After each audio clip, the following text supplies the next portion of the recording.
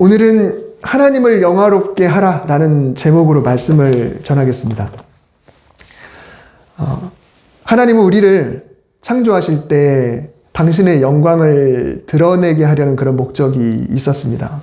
그래서 우리 삶에서는 우리가 하나님을 어떻게 하면 영화롭게 할 수 있을까?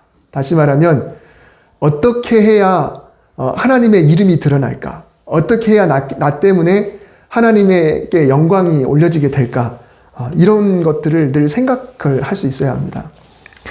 우리는 보통 내가 무탈하거나 또는 잘 되고 또 좋은 일이 있고 뭔가 잘 풀리면 그래야 내 삶을 통해 하나님께 영광이 돌려지겠지라고 생각을 합니다.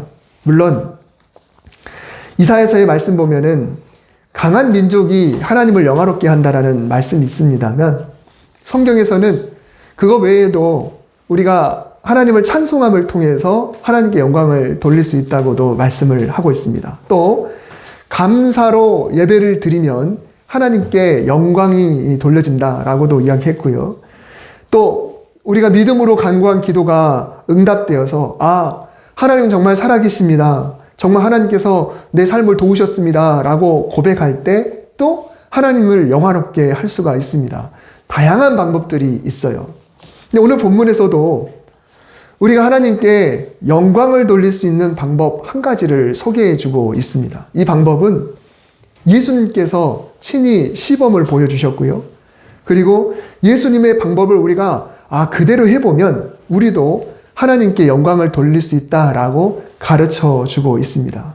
그래서 오늘 말씀을 통해서 내가 이런 방법으로 하나님께 영광을 돌릴 수 있구나라는 것을 깨닫고 우리 삶 속에서 하나님께 영광을 돌리는 그런 저와 여러분 되시기를 주님의 이름으로 축복합니다. 오늘 본문은 로마서인데요. 사도 바울이 로마서를 쓰게 된 계기가 있습니다. 그건 뭐냐면 이 로마가 통치하는 전국을 말하는 게 아니라 여기서 로마서는 말 그대로 로마 요즘 지도로 말하면 장화 모양 이탈리아 거기 부분을 말하는 거죠.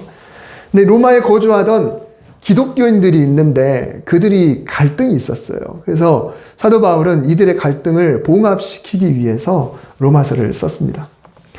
원래 로마에서 처음 복음을 받아들여서 교회를 세웠던 사람들은 로마에 살고 있던 유대인들이었습니다. 로마뿐만 아니라 어느 도시든지 마찬가지였어요. 바울이 전도 여행을 다니다 보면 제일 먼저 그 도시에 회당이 있는지를 찾아서 가장 먼저는 그 회당에 있는 유대인들에게 우리가 가지고 있던 하나님의 말씀이 누구를 향하고 있는가?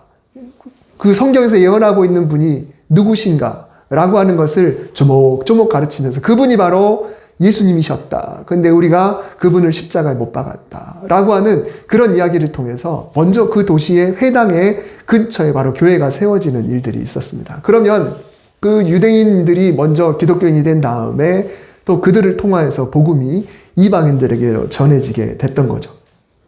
그러니 초기에는 유대인 기독교인들이 대부분이고 이방인 기독교인들이 점점 늘어나는 그런 상황이 됐던 거죠. 근데 로마의 황제 중에 4대 황제인 클라우디우스가 있습니다. 성경에는 글라우디오라고 되어 있는데요. 이 클라우디우스는 AD 41년부터 54년까지 통치를 했어요. 54년에 죽기까지. 근데 AD 49년에 무슨 이유에선지 이 로마시에 살고 있던 유대인들을 추방한 명령을 내렸습니다. 어쩔 수 없이 유대인들이 이 로마를 떠나야 됐어요. 추방령이니까 어쩔 수가 없는 거죠. 그래서 교회에서도 유대인들이 사라지게 된 겁니다. 교회는 있는데 그러자 자연스럽게 로마에 있는 교회가 무너진 것이 아니라 거기에 남아있는 유대인이 아닌 이방인 기독교인들이 교회를 차지하고 그리고 교회를 계속해서 부흥시켜 나가게 됐던 거죠. 1세기에 로마에 살고 있던 유대인이 약 4만에서 5만 정도 했다고 그래요. 그러니까 굉장히 많은 숫자죠. 그 많은 수가 추방됐다, 빠져나갔어요. 그러면 사회 경제적으로 뭔가 어찌됐건 혼란이 있게 마련이에요. 그들이 경영하고 있던 그런 사업도 있을 것이고, 그들이 종사하고 있던 것도 있을 것이고, 근데 그들이 나가버리니까 거기에 또 부수적으로 이어지고 있는 협력하고 있는 업체들도 줄도산이 날 수도 있는 거고 여러 가지 문제가 생기게 되겠죠. 근데 그런 상황에서 클라우디우스 황제가 사망하니까 그 다음 황제가 누구냐면 우리가 가장 잘 알고 있는 네로입니다. 이 네로 황제가 54년에 등극하자마자 이 유대인 추방령을 바로 해제를 했어요.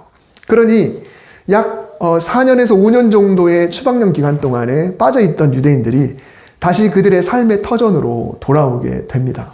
유대인들은 이스라엘 땅으로 가면 되지 않느냐 생각할 수도 있지만 이미 유대인들은 바벨론 포로기 이후부터 다 사방에 흩어져 있는 그런 상황이기 때문에 이 로마에 살고 있는 사람들도 그냥 뭐 한두 해 산 게 아니라 엄청나게 오랫동안 거기 살아왔던 거예요. 거기가 고향이나 다름없어요. 혈통만 유대인이지. 그래서 유대인들이 돌아왔더니 유대인들은 또 자기들이 다니던 교회로 다시 출석을 하기 시작하겠죠. 예전에는 유대인이 다수였는데 이제는 유대인이 소수가 됐어요. 이방인 기독교인들이 4, 5년 동안에 훨씬 더 많아졌습니다. 유대인과 이방인의 입장이 완전히 바뀌어버린 거예요. 그런데 이 돌아온 유대인 신자들은 그들이 여전히 예전부터 해오던 대로 여전히 할례도 행하고 그리고 음식도 가려먹고 또 유대인의 절기도 지키면서 초대교회가 세워질 때는 그 문제가 계속 있었거든요. 그걸 계속 지켜야 되냐 말아야 되냐 그리고 유대인만 지켜야 되냐 아니면 이방인들도 하게 해야 되느냐 늘 갈등 관계에 있었거든요. 문제가 생겼어요. 예전에는 유대인 숫자가 훨씬 많았고 그리고 유대인들이 지키던 규정들이 대단하게 여겨졌고 반면에 이방인들은 그렇게 하지 못하기 때문에 은근히 유대인들이 그들을 비판했어요. 깔보고 저 할례도 받지 않은 사람들 저들은 구별되지 않은 거다. 모양만 그냥 그런 것뿐이다. 너희는 믿음이 부족하니까 입에 대지 말아야 될 음식을 입에 대는 거다. 하나님이 정하신 절기를 왜 중하게 여기지 않느냐라고 하면서 그전에는 계속 깔봤는데 이제는 전세가 역전이 됐어요. 유대인들이 소수가 되다 보니까 이제는 이방인들이 유대인들을 비난합니다. 너희들은 예수 그리스도의 그 비밀, 그 진수를 철저히 믿지 않으니까 여전히 구습 그리고 형식에 얽매여 있다. 우리는 그런 거 다 초월해버렸다. 그런 거 다 안 지켜도 우리의 믿음은 전혀 흔들리지 않는다. 너희 유대인들은 왜 믿음이 이렇게 부족하냐라고 하면서 자꾸 유대인들의 어떤 외적인 모습, 형식에 자꾸 브레이크를 걸고 비난하기 시작했던 거죠. 그래서 사도 바울은 핵심이 아닌 것, 별것 아닌 거로 너무 싸우고 있는 이 로마 교회를 위해서 정말 중요한 게 무엇인지 우리가 명확히 짚고 그 외에 나머지는 좀 놓고 가자라고 하는 의미로 로마서에서 복음을 그냥 왕창 집어넣어서 복음의 정수를 가르치고자 했던 거죠. 그래서 로마서는 복음을 쫙 아주 깊이 나열을 하고 있는 겁니다. 복음의 핵심의 그런 것을 우리가 함께 믿고 있다고 한다면 나머지 소소한 부분에서의 차이는 인정해주고 용납하는 것이 마땅하다라고 하는 겁니다. 이런 상황을 생각하면서 오늘 1절 말씀을 다시 한번 보겠습니다. 믿음이 강한 우리는 마땅히 믿음이 약한 자의 약점을 담당하고 자기를 기쁘게 하지 아니할 것이라. 자, 이 말씀을 풀어보자면 내가 만일 믿음이 강한 자라고 한다면 믿음이 약한 자의 약점을 좀 돌봐줘라. 나 좋은 대로만 하지 말아라 라는 거죠. 근데 저는 이 말씀을 이렇게 한번 묵상해 보았습니다. 믿음이 강하다고 생각하면 믿음이 약한 자의 약점을 품어줘야지 그들이 약한 것을 보면서 내가 즐거워하고 내가 기뻐하고 내가 히히덕거리고 어떤 줄글거리로 혹은 사석에서 이렇게 서로 이야기하는 그런 얘기거리로 삼지 말으라 라는 거죠. 신앙생활은 저마다 다르죠. 예배의 행위도 마찬가지고 교회 나오는 습관들도 다 다릅니다. 때로는 찬양하는 모습이나 혹은 음성 그리고 노래 실력 그리고 기도하는 스타일 그리고 외모, 복장, 말의 습관 이런 부분들이 굉장히 서로 다르기 때문에 약점이 되는 부분들이 있을 수가 있습니다. 노래를 잘 못 부르기도 하고요. 때로는 표정이 우습기도 하고 기도하면서 더듬거리기도 하고 기도에 사용하는 용어도 그리 유창하지 않는 경우도 있습니다. 우리 교회는 함께 이렇게 통성 기도하는 시간을 공예배 있기 때문에 잘 안 하는데, 그런 거 하다 보면은 가끔 남이 기도하는 모습이 너무 신기하고, 그래서 막 키득거리는 사람들이 간혹 있을 수도 있어요. 주로 어릴 때 그렇습니다. 그분이 이러니 저러니 콩이니 파시니. 근데 그거를 바로 앞에선 이야기하지 않고 3, 4, 5 사석에서 모였을 때 그런 이야기들을 하곤 해요. 아무리 같이 신앙생활을 하는 사이라 할지라도, 심지어 가족이라 할지라도 서로 다 약점이 있습니다. 누가 말해주지 않아도 내가 스스로 내 약점에 대한 자격지심이 있기 때문에 선뜻 소리내지 못하고, 찬양도 소리내서 부르지도 못하고, 기도도 마찬가지고, 남이 볼세라, 남이 어떻게 볼까, 혹시라도 누군가에게 얘기거리나 혹은 흉운되지 않을까, 이런 생각으로 염려를 해가지고 선뜻 나서지 못하는 그런 경우들도 있습니다. 모두가 다 내 약점을 이해해주고 그러면 신앙생활에 뭐가 부담이 있겠어요? 다 자신감이 있겠죠. 근데 때로는 이 약점이 식사하다가 얘기거리가 되기도 하고, 모임에서 내가 없는 자리, 아니 때로는 내가 거기 버젓이 앉아 있는데도 들으라고 막 그런 이야기들을 하는 경우를 보면서 웃음거리로 삼고 막 대화거리가 되는 거죠. 자기를 기쁘게 하지 아니할 것이라, 남에 대해서 이렇게 저렇게 판단하면서 내가 혼자 그것을 즐기는 거예요. 이야기하는 사람들은 약점을 이야기하면서 재미를 느끼겠죠. 자기를 기쁘게 하고 또 한바탕 웃게 되니까 속이 시원하기도 하고. 하지만 주님은 분명히 말씀하고 있습니다. 약한 자의 약점은 우리가 담당할 것이지 내 기쁨으로 여길 것은 아니다 라고 하는 거죠. 1절은 한 교회에 다니는 성도들에 대한 이야기예요. 함께 믿음 생활하는 사람들 중에 믿음이 강하다고 여기는 사람이 믿음이 약하다고 여겨지는 사람에 대해서 어떻게 할 것인가. 가정에서도 마찬가지예요. 가정에서도 신앙적으로 좀 더 열심인 사람이 좀 덜한 사람에 대해서 충분히 이럴 수도 있다라고 하는 거죠. 그러면서 이제 좀 더 확장을 시켜서 2절에서는 이웃에 대해서 이야기를 합니다. 우리 각 사람이 이웃을 기쁘게 하되 선을 이루고 덕을 세우도록 할지니라. 예수님을 알기 전에는 이웃이다라고 한다면 그야말로 그냥 바로 옆에 살고 서로 잘 아는 사람들. 물론 요즘은 이웃 사촌이란 말이 무색하죠. 무색해요. 아파트에 사시는 분들은 특히 더 그런 것 같아요. 그나마 좀 이렇게 복도형 아파트는 그래도 이웃이 좀 많을 수 있지만, 통로형 아파트는 진짜 이웃이 우리 옆집하고 나밖에 없는데 그마저도 사이가 좋지 않으면 진짜 이웃이 되기가 쉽지 않죠. 이 이웃이란 말은 말 그대로 옛날 공동체에서 볼 때 해당하는 그런 말인 것 같아요. 근데 뭐 여기는 이웃이 있으니까 참 좋습니다. 다행히 이쪽 이웃도 그렇고 이쪽 이웃도 그렇고 이 앞에 공터의 주인이신 분도 그렇고 우리는 사이가 아주 좋아서 너무 행복하게 살아가고 있습니다. 좋은 이웃이 중요한 것은 서로 오랫동안 함께 살아가다 보니까 적어도 이 사람은 나에게 그래도 해를 끼치지는 않을 거야 라고 하는 그런 믿음으로 안심하면서 살아갈 수 있기 때문에 그렇습니다. 그러니 우리는 이웃이 생긴다 그러면 그 사람을 가능한 빨리 그리고 정확하게 판단을 해야 돼요. 이 사람이 과연 내가 마음을 줘도 될 사람인가? 아니면 내가 저 사람에게 잘 해줘도 될 사람인가? 이런 것들을 빨리 판단을 해야 되죠. 근데 사람들은 자꾸 내 편과 반대편을 나누려고 합니다. 그렇게 나누는 이유가 뭔가요? 결국은 나를 지키려고 그러는 거죠. 내가 손해보지 않기 위해서. 내 편은 내가 믿을 수 있고 그리고 나를 해치지 않는 그런 친한 사람이다. 이스라엘에 관한 어떤 책에 한 에피소드가 있는데 예전에도 한번 말씀드렸던 기억이 나요. 한 여행자가 이스라엘 가이드와 함께 나누는 대화입니다. 이건 그러니까 한국 사람이 쓴 건 아니고 외국인이 쓴 책이었어요. 근데 이스라엘 땅은 팔레스타인 사람들만이 사는 자치구역이 있습니다. 근데 그 자치구역이 그 어떤 성향이냐에 따라서 분리장벽을 아예 쳐놓고 그 범위만 정해놓는 것도 있고요. 좀 더 온화한, 강성이 아닌 그런 사람들에 대해서는 분리장벽까지 치지는 않아요. 그렇게 했는데 저도 가보니까는 베들레헴이라든가 세겜이라든가 또 가자지구라든가 이런 데는 다 장벽이 그냥 다 쳐 있는데 여리고라든가 이런 데는 장벽이 없더라고요. 여리고는. 근데 그런 식으로 돼 있어요. 근데 제가 성지순례 중일 때도 그 막 시작하는 첫날 예루살렘 안에 있는 버스 정류장에 폭탄 테러로 그래서 한 3명인가가 사망한 사건이 있었습니다.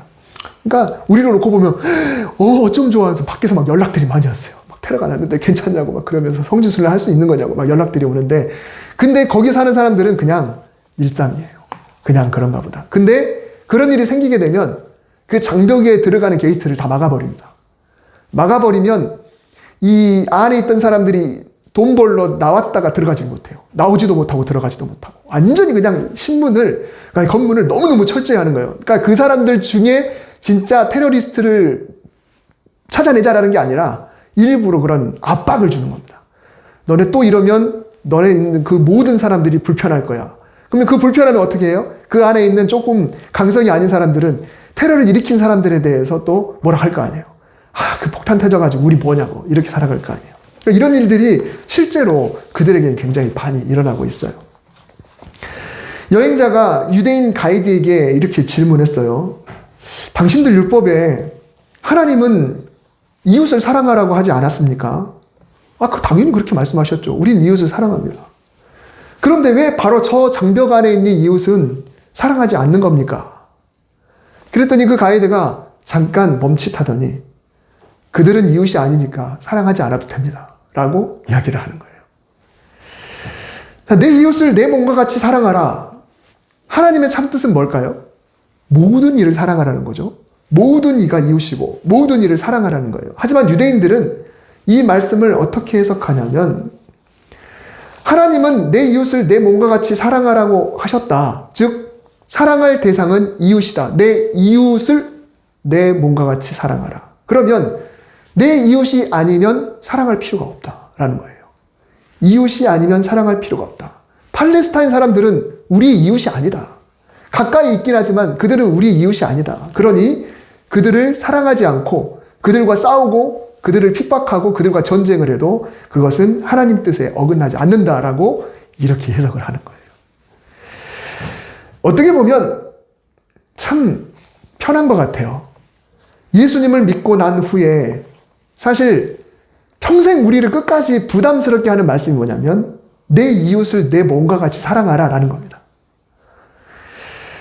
우리는 이웃을 하면 당연히 모든 사람을 생각하죠. 심지어 성경에는 원수마저도 이웃이라고 이야기를 하고 있지 않습니까? 근데 그 말이 사실 우리 평생에 그게 좀 불편해요.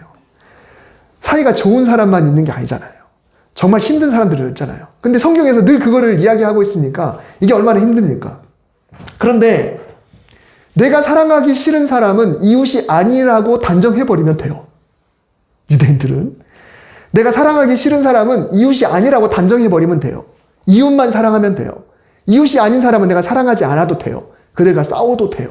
이게 그들의 논리였던 거죠. 그러니 이웃이 아닌 사람 사랑할 필요가 없다고 하니까 얼마나 속이 후련해요. 여러분 만약에 하나님 말씀 중에 그런 말씀이 있다 그러면 정말 자유로울 것 같아요. 지금 나하고 원수와 같은 사람을 진짜 그 사람을 사랑해야 되기 때문에 힘든 거지 그 사람은 사랑하지 않아도 된다고 성경에서 나왔다 그러면 얼마나 속이 후련하겠습니까? 살면서 느끼지만은 살아가다 보면 점점 자기 편이 점점 늘어나기보다는 점점 줄어들어요. 다시 말하면 진짜 믿을 사람들이 점점 걸러집니다. 믿을 수 있는 사람들의 숫자가 줄어듭니다. 그래서 어떤 사람들은 궁극적으로는 세상에 믿을 사람 없다. 우리 식구만 믿어야 된다. 근데 그마저도 식구만 믿어야 되는데 안타깝게도 가족마저도 믿지 못하는 그런 세상이 되고 있지 않습니까? 이웃의 범위가 점점 좁아지고 있는 이때에 예수님은 우리에게 이웃 될 만한 사람이 누구인지를 너네가 정하지 말아라. 네가 모든 이의 이웃이 되어주라 라고 말씀하셨어요. 그게 바로 선한 사마리아 사람의 비유에서 예수님이 하시고자 하는 말씀이죠. 이웃이 되어주는 게 중요한 거지. 이 사람은 내가 도와줘야 될 사람인가 아닌가? 이 사람은 내 이웃인가 아닌가? 이것을 하지 말라는 거죠. 이 말씀을 생각하면서 오늘 설교의 제목이자 처음에 언급했던 우리가 어떻게 하면 하나님의 이름을 영화롭게 해드릴 수 있을까? 어떻게 하면 하나님께 영광 돌릴 수 있을까? 예수님이 어떻게 하셨는지를 우리가 한번 생각해 보겠습니다. 7절 앞부분에 이렇게 말씀하셨어요. 그러므로 그리스도께서 우리를 받아 하나님께 영광을 돌리심과 같이, 예수님께서 어떻게 하나님께 영광을 돌리셨는지 분명히 이야기가 나왔어요. 예수님이 우리를 받으셨기 때문에 그것이 하나님께 영광을 돌려진 게 된 거예요. 그리스도께서 우리를 받았으니까 그 받으신 것 자체가 하나님께 영광을 돌리시는 것이 되는 거예요.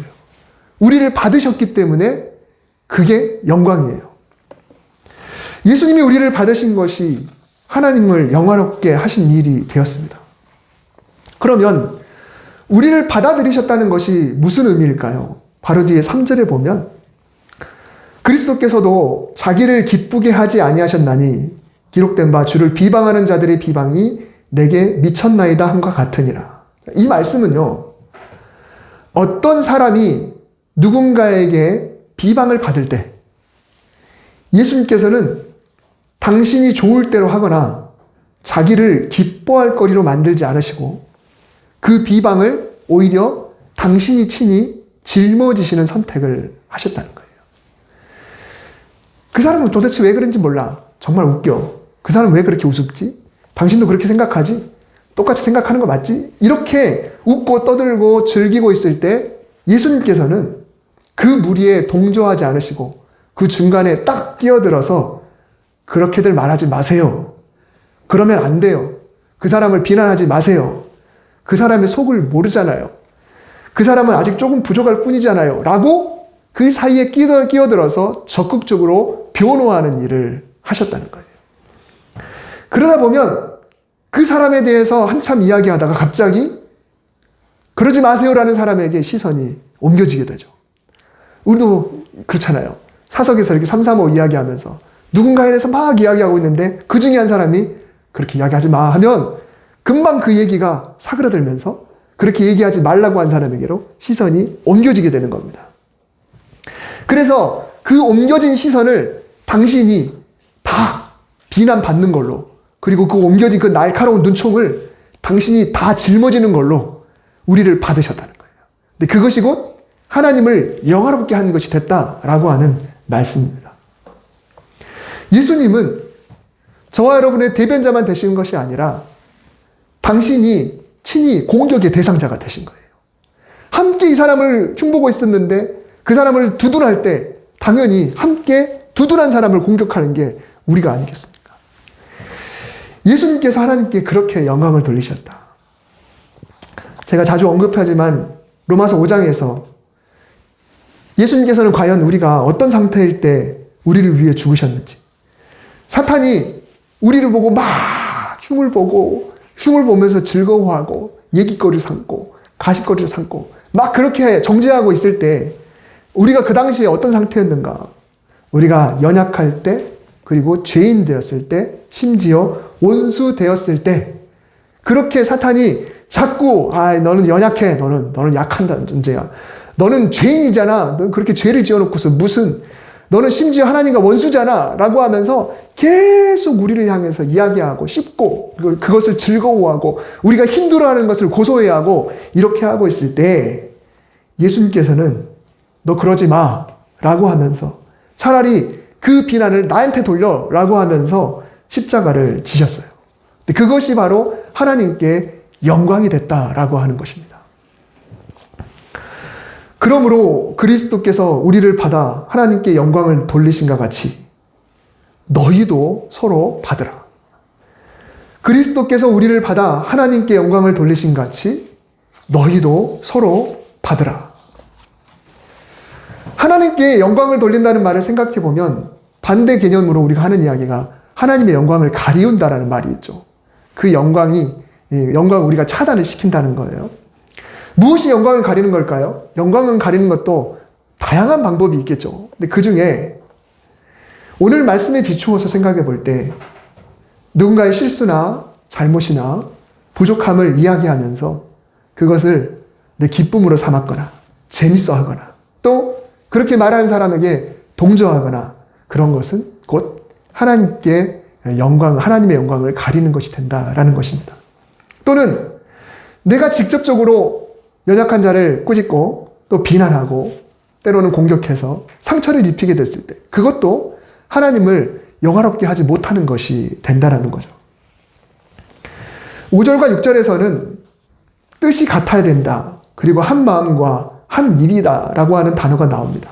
이 교회는 예수님이 어떻게 하셨는지 그것을 향하여 한 마음이 돼야 돼요. 근데 이게 그냥 교회는 그냥 서로 같이 가야 된다. 물론 맞습니다. 교회는 한 마음으로 늘 같이 가야 돼요. 맞습니다. 그러나 이 한 마음이 그냥 예수님과 동떨어지는 한 마음이 아니라 주님이 어떻게 하셨는지를 향하여 한 마음이 돼야 되는 거예요. 같은 뜻을 품어야 되는 거죠. 그리스도 예수를 본받아서 같은 뜻을 품어야 되는 거예요. 한 마음이 돼야 되고 한 소리를 내야 되고. 근데 무엇을 본받아야 합니까? 예수님이 바로 누군가의 약점을 담당해 주셨다라고 하는 그 본. 예수님이 보이신 본이 여러 개가 있지만 오늘 말씀에서 말하는 것은 남의 약점으로 나를 즐겁게 하지 않으신 본. 오히려 그 약점을 누군가가 힐난할 때 그것을 당신이 다 짊어지시는 본.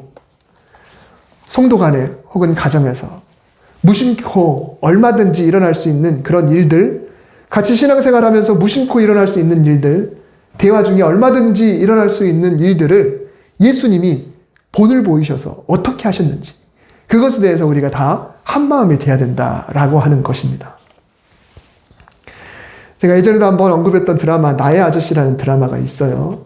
이 드라마에서 보면은 이제 주인공 남자, 여자 주인공이죠. 이 주인공과 이 장면을 제가 일부러 캡처했는데 쭉 시골길을 걸어가면서 이야기를 하는 거예요. 근데 이 아이유는 살인자죠. 사채업자가 자기 할머니를 엄청나게 패니까 그때 우발적으로 그 사채업자를 찔러서 죽였어요. 근데 그것이 늘 꼬리표처럼 따라다니죠. 하지만 미성년자였으니까 그렇긴 하지만은 하여튼. 근데 이 아저씨가 이런 이야기를 하는 겁니다. 네가 아무렇지 않게 생각하면 아무것도 아니야. 네가 아무렇지 않게 생각하면 아무것도 아니야.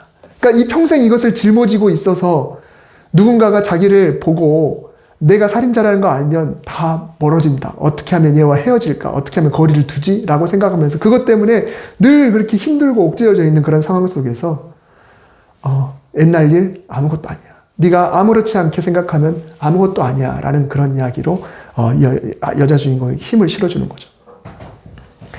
저는 이 대사가 어떤 일 때문에 힘들어하는 나에게도 꼭 필요한 대사지만은 이 대사 자체만 쑥 끄집어내면 인간관계 속에서도 너무 필요한 대사라고 생각을 합니다. 남을 바라보는 시선으로 한번 적용을 해보면 우리는 너무 우리 주위에 있는 사람들에게 민감해요. 그 사람들에 대해서 너무너무 민감합니다. 너무 마치 내가 시험관이 된 사람처럼, 내가 감시자가 된 사람처럼 주변에 있는 사람들에 대해서 하루에도 수십 번 판단하고 다녀요. 전철을 탔는데 복장부터 해서 그 사람 스타일부터 해서 길 가면서 그 사람의 걸음걸이부터 해서 사귀고 있는 두 사람이 가고 있는데 그 커플에 대해서 그 사람이 하는 말에 대해서 정말 끊임없이 우리는 민감하게 이렇게 반응하면서 살아가고 있어요.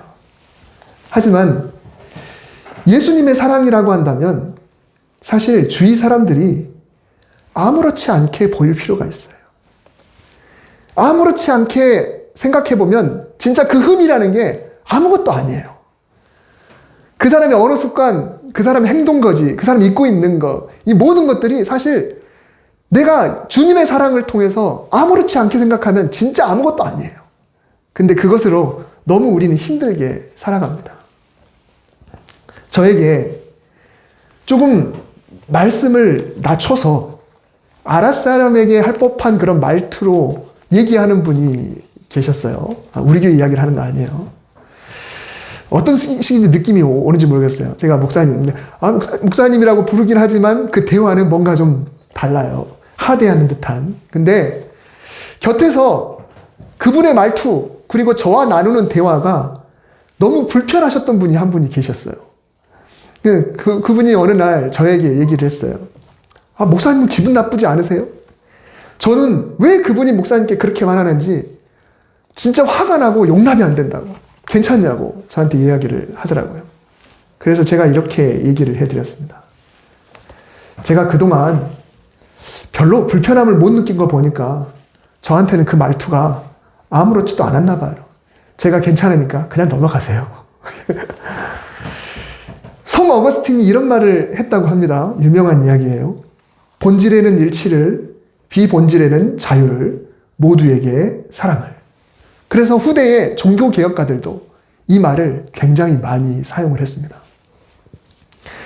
로마 교회의 유대인 기독교인들이 그리고 이방인 기독교인들이 본질이 아닌 것에 조금만 용납하고 조금 더 서로를 사랑했더라면 얼마나 좋았을까. 그래서 사도 바울은 본질을 파자. 그리고 본질이 무엇인가를 정확하게 알자. 그리고 비교적 그냥 슬쩍 지나가면서 이야기를 했지만 사실은 바울이 그 이야기를 하고 싶었던 거예요. 별로 중요하지 않은 것 같고 서로 싸우지 말자. 누가 혹시 유튜브로 이 설교 들으면서 우리 교회가 싸우는 것 같다고 생각할 수 있는데 절대 그런 거 아닙니다. 우리 일상생활 속에서 그래요. 우리 신앙의 사람들에게 제일 중요한 게 뭔가요? 하나님의 사랑, 그리고 그 사랑을 받은다. 그리고 그 사랑으로 이웃을 향해 쏟아부어야 되는 그 사랑, 이게 중요한 거죠. 그러면 그 나머지는 사실 아무것도 아닌 겁니다. 우리의 눈, 복음의 하나가 돼야 되고 별로 중요하지 않은 부수적인 것에는 서로를 인정해주고 가정에서 그리고 인간관계 속에서 이웃에게 내가 만나는 모든 사람들에게 정말 주님의 그 사랑, 예수님이 우리를 받아주셨던 사탄이 우리를 공격하고 비방할 때 그것을 당신이 그냥 나에게 다오라고 하면서 중간에 차단하고 당신이 받아주셨던 것처럼 우리도 내가 직접 남을 사랑해야 되고 또 누군가가 누군가를 비난할 때 그것을 우리가 막으면서 차라리 내가 그 비난을 받고자 하는 그런 마음을 담을 때 그것이 곧 하나님께 영광을 돌리는 것이 된다라고 하는 것입니다. 우리 양수중앙교회는 하나님께 영광을 돌려야 합니다. 교회가 어떻게 영광을 돌릴까? 물론 생각해보면 예배를 잘 드리면 되고 또 교회가 부흥하면 되고 또 교회가 잘 되면 돼요. 그러면 하나님께 영광이 됩니다. 하지만 중요한 것은 우리가 일상생활 속에서 우리 교회에 속해 있는 모든 성도 한 명 한 명이 하나님을 영화롭게 하는 오늘 말씀에 비추어 그렇게 살아가게 될 때 우리 교회가 하나님께 영광 돌리는 교회가 될 수가 있는 것이죠. 그래서 내 이웃을 향해서 실천하고 더욱 많이, 더욱 풍성하게 그렇게 하나님께 영광 돌릴 수 있기를 바랍니다. 모든 인간관계에서 승리하시기를 주님의 이름으로 축복합니다. 기도하겠습니다. 예수님이 어떤 일을 하셨는지 오늘 다시 한번 생각하면서 우리가 어떻게 해야 될지 결단합니다. 하나님, 교회 안에서 또 교회 밖에서 가정에서 별거 아닌 것에 우리가 너무 민감하지 않고 주님 주신 사랑으로 다 품을 수 있도록 주님이 우리의 어떤 모습까지 품으셨는지를 다시 한번 생각하면서 하나님께 어떻게 영광을 돌려야 될지 우리가 구체적으로 실천하고 마음을 가다듬을 수 있도록 주여 인도하여 주시옵소서. 그래서 우리 교회에 속해 있는 모든 성도들이 그리고 그것 때문에 우리 교회가 하나님께 풍성하게 영광 돌리는 한 해가 될 수 있도록 주님 역사하여 주시옵소서. 예수님의 이름으로 기도드립니다. 아멘.